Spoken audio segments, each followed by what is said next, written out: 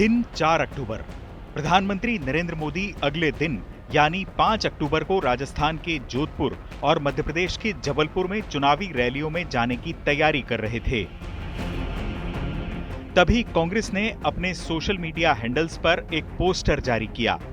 इस पोस्टर में प्रधानमंत्री मोदी और अमित शाह को जुमला बॉय बताया गया है। इस पोस्टर में लिखा था, going to hit the election rally soon. लगभग 2000 लोगों ने इस पोस्टर को रीपोस्ट किया। अगले दिन बीजेपी ने भी अपने ऑफिशियल हैंडल पर एक पोस्टर जारी किया, जिसमें राहुल गांधी को 10 मुख रावण के तौर पर दिखाया गया। बीजेपी ने इस पोस्टर में लिखा कि न्यू एज रावण एक बुराई हैं, एंटी धर्म हैं, एंटी राम हैं, उनका लक्ष्य भारत को नष्ट करना है। बीजेपी के इस पोस्टर को लगभग 12,000 लोगों ने रीपोस्ट किया। राहुल गांधी को रावण बताने वाले इस पोस्टर पर कांग्रेस भड़क उठी। प्रियंका गांधी ने प्रधानमंत्री और जेपी नड्डा का नाम लेकर लिखा कि आप राजनीति और बहस मुबाहिसे को गिरावट की कौन सी मंजिल तक ले जाना चाहते हैं। आपकी पार्टी के आधिकारिक ट्विटर हैंडल से जो हिंसक और उकसाऊ ट्वीट किए जा रहे हैं, क्या उसमें आपकी सहमति है? ज्यादा समय नहीं बीता, आपने शुचिता की कसम खाई थी। क्या वादों की तरह कस्में भी भूल गए? प्रियंका के सवाल उठाने के बाद यह तय था कि कांग्रेस राहुल गांधी के पोस्टर पर छिड़े विवाद को चुनावों तक ले जाएगी और अब इस पोस्टर के खिलाफ जम्मू से लेकर केरल और गुजरात तक कांग्रेस ने कई शहरों में प्रदर्शन शुरू कर दिया है। 75 साल के इतिहास, शानदार इतिहास में ऐसा मिसालें नहीं मिलती कि आप विपक्ष के इतने बड़े नेता जिनके परिवार की दो कुर्बानियां हैं प्रधानमंत्रियों की, उनको आप गलत तरीके से, गंदे तरीके से पेश करिए और उनका मजाक बनाइए।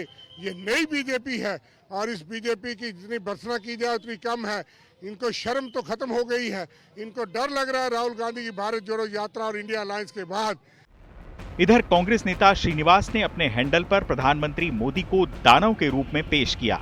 श्रीनिवास ने लिखा कि मोदानव जनता, लोकतंत्र, मानवता और संविधान के खिलाफ है और मोदानव के कारण हिंदुस्तान खतरे में है। इतना ही नहीं, कांग्रेस ने मोदी को सबसे बड़ा झूठा बताते हुए भी एक पोस्टर जारी किया है। बात यही नहीं रुकी।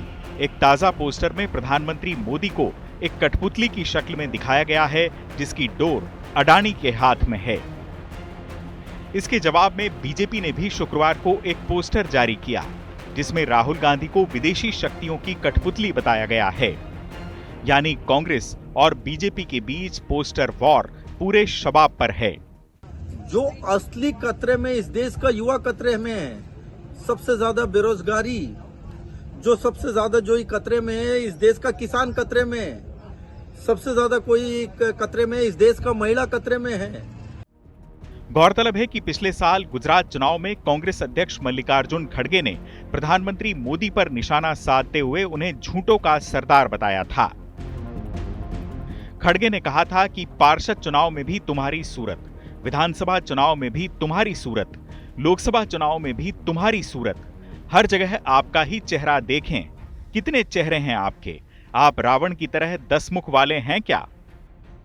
खड़गे के इस बयान को बीजेपी ने मुद्दा बना लिया था और कांग्रेस को चुनाव में मुंह की खानी पड़ी थी। अब कांग्रेस भी राहुल गांधी के इस पोस्टर को ठीक इसी तर्ज पर मुद्दा बनाने के मूड में है। हालांकि सोशल मीडिया एक्टिविज्म में बीजेपी भी कांग्रेस से कम नहीं है। पार्टी ने छत्तीसगढ़ में भूपेश बघेल को घेरने के लिए क्यूआर कोड जारी करने के साथ साथ भूपे नाम का ऐप जारी किया है। बीजेपी के इस क्यूआर कोड को स्कैन करने पर उन सारे भ्रष्टाचार के आरोपों की सूची नजर आएगी जो भूपेश बघेल सरकार पर लगे हैं। गौरतलब है कि कांग्रेस ने भी कर्नाटक चुनाव में क्यूआर कोड का दांव चला था, जो कामयाब भी रहा था। अब देखना होगा कि एक दूसरे पर निशाना साधने के लिए इन नए नए तौर तरीकों में कौन किस पर भारी पड़ता है। चुनाव आज तक।